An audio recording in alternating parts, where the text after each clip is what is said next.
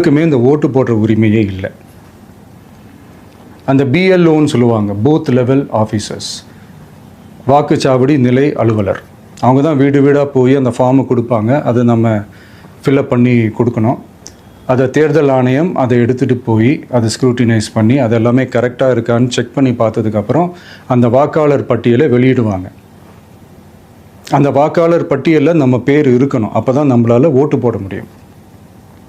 அந்த புது பட்டியல் வர்ற வரைக்கும் நம்ம வாக்காளர்களான்றது அது உறுதியே செய்ய முடியாது. இன்கேஸ் அந்த புது பட்டியலில் நம்ம பேர் இல்லைன்னா அது ஒரு தனி ப்ராசஸ், அது ஒரு தனி ஃபார்ம், அது ஒரு தனி கிளைம்ன்ற மாதிரி அது ஒரு வேறு வேலை. ஸோ இந்த மாதிரி நிறைய சிரமங்கள் குழப்பங்கள் இருக்கிறதுனால மக்களுக்கு இது மேலே ஒரு கன்ஃபியூஷன் ஒன்று இருக்குது. இது என்ன வெரிஃபிகேஷனா இல்லை ஒரு மறைமுக ரீரெஜிஸ்ட்ரேஷனா இல்லை இது வந்து ஒரு நியூ ரெஜிஸ்ட்ரேஷன் மாதிரியே தானா அப்படின்ற மாதிரி நிறைய கன்ஃபியூஷன் இருக்குது. அவங்க செய்ய வேண்டியதெல்லாம் ஒன்று தான். இந்த மாதிரி வீடு வீடாக போய் அந்த என்யூமரேஷன் ஃபார்ம் நம்ம ஃபில்அப் பண்ணி கொடுக்கும்போது அதுக்கான அக்னாலேஜ்மெண்ட்டை அந்த பிஎல்ஓ அந்த ஆஃபீஸர்கிட்ட மக்களும் ஒரு பெரிய போராட்டத்தை அங்கங்கே செய்து இதை தடுக்கணும்.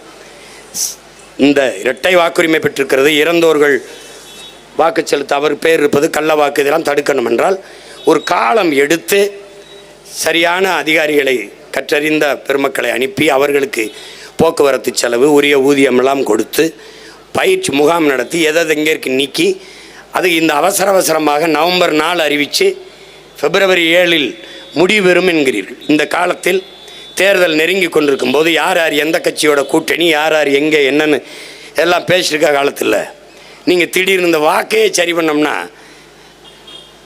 என்ன தம்பி, மேலே கூரை பச்சை வண்ணத்தில் போடலாமா மஞ்சளாக போடலாமான்னு யோசிச்சுட்டு இருக்கும்போது கீழே அடித்தளத்தில் குண்டை வச்சு தகர்த்திக்கிட்டு இருந்தீங்கன்னா ரொம்ப கஷ்டமாயிரும்.